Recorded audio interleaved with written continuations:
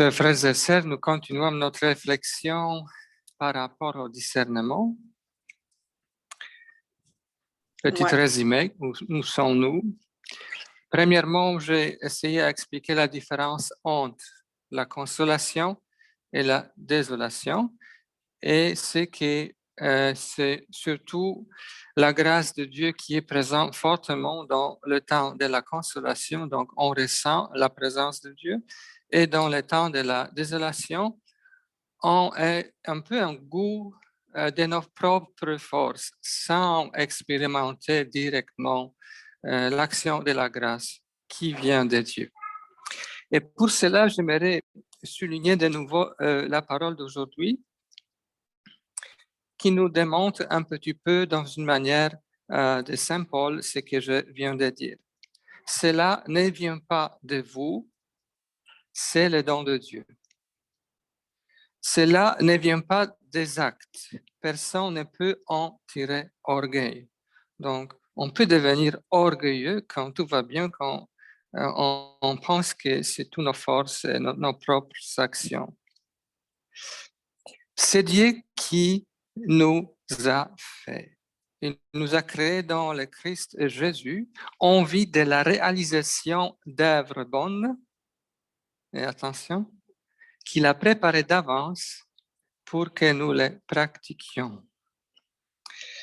C'était la première partie. Deuxièmement, il y a 2 semaines, j'ai essayé d'aborder le thème comment fonctionne notre vie dans le temps de la consolation, où l'Esprit Saint ou Dieu peut venir chez nous parce qu'il est chez nous, tranquillement, sans faire beaucoup de bruit, et l'ennemi ou le diable s'est converti dans un ami, faux ami ou dans une fausse amie pour faire comme ça qu'on porte moins de fruits, de bons fruits, même si on apporte de bons fruits parce que dans le temps de la consolation, c'est tellement difficile pour notre ennemi de nous changer, de changer notre vie. Et il ne se démontre pas qu'on est ennemi dans ce temps-là. Maintenant, entrons dans le temps plus difficile, le temps de la désolation. Et je dois souligner aussi, en ce moment, que le deux, notre Créateur Dieu et notre ennemi, ils connaissent notre nature, parce que Dieu, c'est une grande intelligence, sans doute, mais aussi les esprits ont une grande intelligence. Donc, ce n'est pas simple.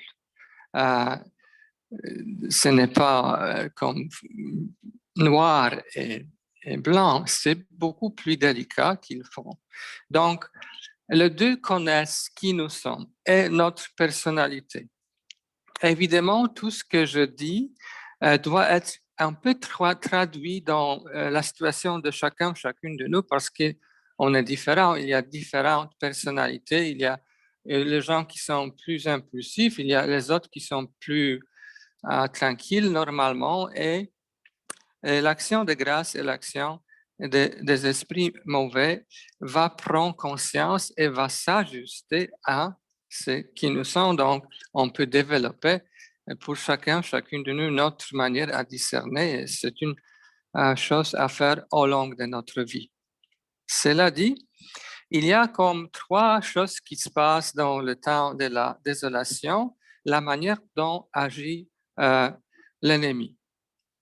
Premièrement, il est bien conscient et nous autres, nous devons aussi être très conscients que Dieu est plus fort. Je ne vais pas vous menacer aujourd'hui. Je ne vais pas dire maintenant, c'est tout fini, on est presque sans aide, sans défense. Non, Dieu est plus fort. Sauf que l'ennemi, quand on est dans l'attente de la désolation, va essayer de nous convaincre que Dieu n'est pas fort, que lui est plus fort. Et de nous convaincre que nos décisions qu'on a prises quand on a eu la grâce, et surtout la décision de suivre le Seigneur dans notre vie, ça ne vaut pas la peine parce que c'est impossible. Il va se présenter comme un ami de nouveau, donc c'est la même chose comme dans le temps de la constellation au début. Attention, juste au début. Quand un ami qui démontre une fausse miséricorde. Oh, tu es faible, tu es fatigué, tu es misérable. Fais quelque chose de bien pour toi-même. Tu sais, Dieu est trop exigeant, les commandements, c'est exagéré. Non, tu n'as pas assez d'efforts, c'est impossible de suivre le Seigneur dans ce sens-là. Et quand on ne ressent pas la présence de Dieu, l'énergie spirituelle, c'est facile à dire, oui, tu as raison. Donc, c'est comme un ami, une amie, mais qui agit dans une attitude de la fausse miséricorde. Pendant que Dieu nous encourage toujours dans la temps de désolation de procéder dans notre foi, d'affronter nos faiblesses, nos péchés et de procéder vers la lumière plutôt que vers les ténèbres. Si on a la foi, ou plutôt une conviction assez forte, l'ennemi va ressentir ça et va reculer. Mais si on est vraiment, on dit, oh oui, tu as raison, je suis faible, c'est aucune raison de combattre, de faire la démarche spirituelle. Si on donne un petit peu d'espace, l'ennemi va devenir de plus en plus fort, de plus en plus convaincu dans cette démarche. Donc, c'est délicat. On n'est pas tout seul, on n'est pas abandonné, mais si on donne l'espace à notre faux ami, ça va devenir de plus en plus fort comme essayer de nous convaincre que suivre le Seigneur, ça ne vaut pas la peine, c'est même impossible. Deuxièmement, Saint Ignace nous dit que dans le temps de la tentation, l'ennemi va nous convaincre de ne pas parler à personne. Non, non, non. De ne pas partager nos soucis, de ne pas partager nos doutes, de ne pas partager notre décision, nos combats. Tu n'as pas besoin de parler avec personne avec ça. C'est déjà réglé. C'est bien comme ça. Tu n'as pas besoin de révéler ce qui se passe dans ton cœur, dans ta vie. Gardez le secret. C'est une autre stratégie de l'ennemi. Toi et lui, tout seul. Parce qu'une fois tu partages avec quelqu'un d'autre, ça peut démontrer que c'est l'ennemi qui agit. Donc, il veut être toujours en cachette. Et la troisième chose que dit Saint Ignace dans ce cas-là, c'est que l'ennemi, et comme je viens de dire au tout début, et l'Esprit Saint, ils connaissent notre condition humaine. Donc, imaginons un général, un militaire qui va approcher une autre place où il y a des militaires ennemis, il va chercher la place plus faible pour attaquer. Et c'est ce qui se passe aussi dans ces cas-là, dans le combat spirituel. S'il y a une faiblesse dans notre vie, dans le temps de la désolation, l'ennemi ne va pas nous attaquer où nous sommes forts. Maintenant, je suis tellement convaincu que je dois prier le matin et le soir, et c'est très fort et je n'ai jamais abandonné ça, peut-être une, deux fois dans ma vie, mais normalement, ça ne va pas être un endroit où l'ennemi va attaquer. Mais si tu, par exemple, il y a opportunité de faire tes propres taxes et de traiter avec Revenu Canada, il y a petites choses qu'on peut changer. Tu n'es pas très convaincu, et ça arrivait déjà plusieurs fois, ça va être beaucoup plus facile pour l'ennemi de te convaincre, oui, procède comme ça, parle pas à quelqu'un, parce que ça va bien, très bien. Donc, il va profiter de nos faiblesses.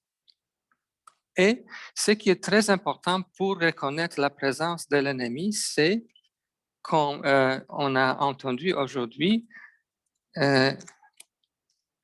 Dieu a envoyé son Fils dans le monde, non pas pour juger le monde, mais pour que par lui le monde soit sauvé. Et c'est vrai que le Seigneur est un juge, mais il est un juge miséricordieux.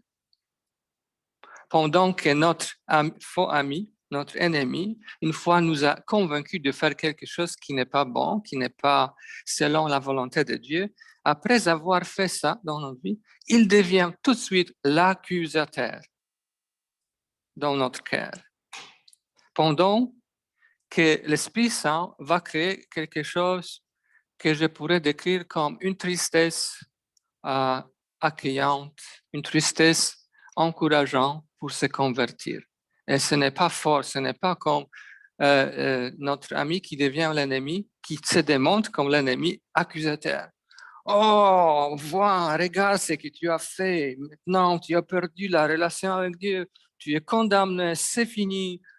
Tu vas jamais avoir la vie éternelle. Et les choses comme ça. Et c'est très fort.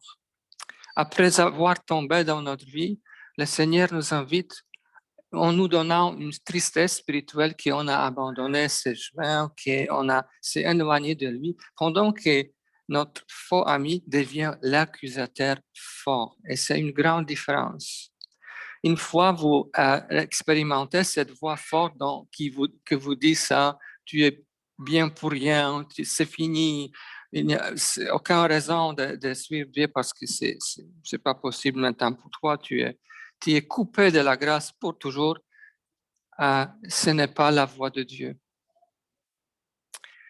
Et c'est très important de comprendre comment ce mécanisme marche dans toutes les addictions qu'on peut avoir dans notre vie. Parce qu'une fois on est dans la tristesse spirituelle, c'est difficile à procéder, n'est-ce pas? On aimerait être consolé, mais Dieu parfois nous invite à être patiente dans cet état de tristesse après avoir tombé pour vraiment revenir à lui. Mais ça dure un petit peu parfois et la chose qui nous manque beaucoup dans notre temps, c'est la patience. Donc, on peut faire quelque chose avec ça plus vite. Et plus vite, une consolation, ça va être peut-être de manger quelque chose, de boire, de regarder, d'acheter, je ne sais pas, c'est peu importe, qui nous donne une consolation immédiate.